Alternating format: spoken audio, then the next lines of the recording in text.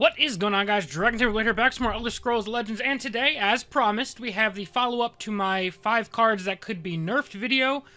Today, we're going to do 5 cards that I think should be buffed, as well as how I think they could be buffed. So this is all kind of, I guess, theoretical. We're going to show the old card and the new card side by side on the screen so that you guys can see the differences. I'm going to talk about some of my inspirations and beliefs as far as why I think the card needs to improve or what can be improved about them. For all 5 of these cards, I did try and kind of keep the original spirit and flavor of the card alive. So I tried not to do too much complete redesign of the cards, although I would say all 5 of them kind of did get a considerable tweak. I did want to give a shout out to Charmer and Sodimag, Hi King Emmerich. They gave me some feedback on some of the cards on Twitter. Also, thanks to a bunch of people on Twitter for their input on what cards they think need to be buffed. I'm going to do more of these. I wanted to put 5 just in this first, so I'm going to kind of see what you guys think, as well as mirror the 5 cards that need to be nerfed. But if there's a card that I didn't cover that you think needs to be buffed, leave it down below in the comments section, and maybe it'll be covered in a future episode. I think I want to keep doing these. I had a ton of fun thinking over some theoretical buffs. But without further ado, let's get on to the first card. So the first card that I buffed was Hero of Anvil. If you don't know what this card is, no worries. It doesn't see a whole lot of play. But Hero of Anvil right now is a 5-cost 4/4 with the ability Hero of Anvil costs 1 less for each creature you summoned each turn. So that makes it not really see a lot of play outside of the occasional, I guess, token deck where you play Imperial Reinforcements on turn 4. And then maybe can play, or if you have turn 5, you can play Imperial Reinforcements and then play Hero of Anvil for 1 Magicka. It's kind of an edge case, so this card doesn't really see any play at all. But as you can see, the change that I suggested for this card, that kind of keeps the same spirit of the card alive, while also not making it too crazy broken, kept the Magicka the cost the same, kept the stats the same, but I put the ability Hero of Anvil costs 1 less for each creature you control. So that means up to 5 creatures, you can play this card for free. So 5, 6, 7, 8 creatures will allow you to play this for free. More than likely on turn 5, you're probably only going to have 2 or 3 creatures on board. So this card would cost either 2 or 3 as well. But I think getting this card for 2 or 3 as you're hitting that turn 4, turn 5 could be a really powerful play for some mid-range decks. This also would allow you, if you have 3 creatures on the board on turn 5, you could play this and a 3-drop as well, which kind of really helps you advance your board position. This card doesn't have any kind of crazy ability, so you're just putting down a vanilla 4/4 once the Magicka reduction is included in play. So it's not like you're doing like this incredible, unable to be answered board. You're just kind of putting a bundle of stats down. And it's kind of a win more-y type card. You have to have a board to play it. But even just 1 or 2 creatures on board makes this card an okay value. 1 card probably makes it even, a little bit underwhelming. 2 creatures on board makes you get a positive value for this card. So I think this change would definitely make it more playable. I don't think it would break its way into a ton of decks. But I think a lot of aggressive slash mid-range decks that are running yellow would definitely at least give this card a second look. Let's move on to card number 2, though. So the next card we're going to look at is Cameron Scout Leader. Again, originally, this is a 5-cost 2/2 with the summon effect. Summon a 2/2 Wood Elf Scout with charge in each lane with a wounded enemy creature. This is another card that sees almost no play. I think I've seen it played against me once ever in this game. So the change that I made, and it did involve tweaking, I guess, the tokens the card generates a little bit, but I changed it to summon a 1/1 Wood Elf Scout with charge for each enemy wounded creature. I still don't think this makes the card a ton better, but it makes it a little bit more viable. Originally, I was going to play, or I was going to have it stay a 2/2 charge. Then I thought about this would enable a 1-cost Drain Vitality plus 5-cost Cameron Scout Leader. If in Magical Fantasyland your opponent had 8 creatures on board, this would be a 6 Magicka combo that would put 7 2/2 chargers on the board, so you'd be able to burst for 14. I think that's a little bit too much. So I dropped them down to 1/1 chargers, and they'd mostly be used for, I guess, finishing off your opponent's most important creatures. You could also give them lethal, things like that. I don't think this card gets a ton better, but I think if you're playing against an opponent where you can wound multiple creatures, this would allow you for a little bit more burst. I think another additional buff that could be considered for this card would be to summon the tokens as well as give Cameron Scout Leader charge. So that would give you, if your opponent had 2 wounded creatures, you'd need 2 to wind up better. But it also wouldn't be in each lane. So if your opponent had 2 wounded creatures in one lane, you'd still get the 2 tokens.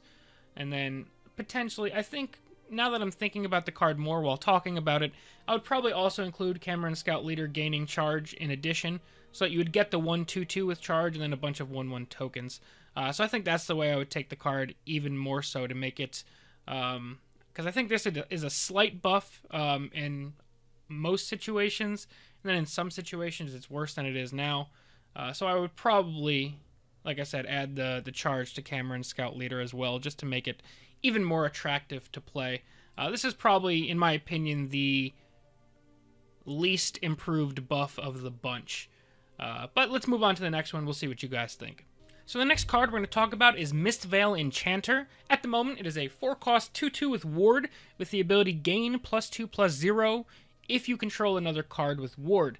So this card is another one that kind of sees no play, and if you compare it to something like Ghostsea Lookout, which is a 4/2 for 3 in intelligence, that gains a ward every time you summon a dragon, I think that card's way better. Obviously it needs dragon synergy, but I think it's way better than this one. The change that I made is a summon effect. It kind of keeps the same summon effect, but this card gains +2/+0 for each friendly creature with ward in this lane. So I guess in Perfect World, on turn 2 you play Wardcrafter, turn 3 you play Daggerfall Mage. On turn 4 that would make this card a 4-cost 6/2 with Ward, which is obviously really, really good. It rewards focusing your deck around the Ward mechanic, although you can never get anything more than +6/+0. So at most it would be an 8/2 with Ward, and that would be if you had 3 other Ward creatures in the lane. That would obviously be an incredibly powerful play, but it also just flat out dies to Sorcerer's Negation, very vulnerable to silence, and the low health means you can ping it and then take it out pretty easily afterwards. I just think that the specific +2 for each ward buff makes it a very aggressive creature that has a ward to protect itself. Alternatively, if you didn't want it to be a full-on aggressive creature, you could have considered like +1/+1 for each friendly creature with ward in this lane. That would make it at most a 5/5 with ward. But I tried to compare it to something like the Endurance card. It's 4-cost Gloomwraith. 4-cost 3/3 with Breakthrough, gains +1/+1 for each Endurance creature you control. I figured that this could be a kind of more aggressive version of that could potentially go up to an 8/2. I think the card would definitely see a lot more play if that was its ability. Some mid-range sorcerer decks would absolutely love this card. I think it would probably make a mid-range sorcerer a bit too strong, but I wanted this card to be interesting and worthwhile to play, and I think this ability does achieve that. Let's move on to the penultimate card. We've got 2 more to look at, and they're going to be the 2 worst cards in the game, in my opinion, and most people's opinion as well, I think. So let's get on to those. So the next card we're going to talk about is, obviously, like I said, one of the worst cards in the game, and that one is Lich's Ascension. At the moment, it is a 7-cost support that has the ability, your cards cost 0, but you may only play 1 card per turn. I kind of tried to take the spirit of Lich's Ascension and crank it on up to a 10, or 9 Magicka in this case. Originally I had left it as 7 Magicka, but after talking to Charmer a bit more about the ability, and he pointed out some kind of crazy combos that would be possible with the card now, I decided bumping it up to 9 costs is a bit more reasonable, and it probably could even go up to a 10. But the new ability now is your cards cost 0. You may only play 1 creature, item, support, and action per turn. So it sticks with the 1 card per turn restriction, but it's 1 of each card type. So this would really reward someone building a very specific deck around Lich's Ascension, including some high-value items, maybe some other supports like Mushroom Towers, some high-quality actions, and obviously some high-cost creatures, but at the same time, in that specific deck that I think becomes incredibly powerful, maybe even borderline broken when Lich's Ascension comes down. The deck is incredibly weak in all other scenarios when Lich's Ascension is not up yet, and or if it doesn't find Lich's Ascension at all. This would definitely be an effect that needs to be monitored. I think the most potentially breaking piece of this card would be the item or action, but I didn't want to remove just one of them for the sake of being safe. I think Lich's Ascension, with this new ability, would allow for some really interesting play. Obviously, it could still be removed as any support could, but I didn't really want to put any other restrictions on it at the moment. I think if this card were to get buffed this way and wind up a little bit too broken, you could put some sort of effect on Lich's Ascension that says your cards cost, or end your turn, so you have to instantly end your turn when you play the card, and then your cards cost 0, all the same effect, so that it would give your opponent one turn to counterplay before you started making these insane value plays. But I think at the moment it would be worth leaving it as it is. 9 cost is very expensive for a support. You can only work with the cards that are in your hand, so you either have to play super defensive and hope you survive for turn 9, or if you're playing a regular deck and you just want to get value out of Lich's Ascension, you may not have many cards left in your deck by turn 9. So I think the card is pretty balanced as is, but it would definitely be one that needs to kind of have an eye kept on it. But I think this would definitely make this card worthy of its legendary tag, and definitely a lot more interesting to play. And if you guys have been following this discussion, as I've kind of been talking to other people on Twitter and online about the worst cards in the game, you guys should know what the next card we're going to talk about is. So without further ado, let's go down into it. So the final card we're going to talk about is Somerset Orrery. It is a 6-cost support with the original ability, 3 uses, activate, shuffle all prophecy cards into your deck, and draw the same amount of cards you shuffled in. This card sees no play. This card is quite bad. I don't know if I've ever seen this card. Besides, I think I saw one person make a meme video with the Arcanium Librarian OTK using Somerset Orrery. I believe that was it. But other than that, I don't think I've ever seen this card in the game besides in my collection. And even then, it's just sitting there collecting dust. So the change that I made was I bumped the activations down to 2. And the ability is draw a card. If it has prophecy, you may play it for free. So I tried to kind of play off of Fate Weaver's ability with this card, with the draw a card. If it has prophecy, play it for free. And I tried to base this card off of a few things.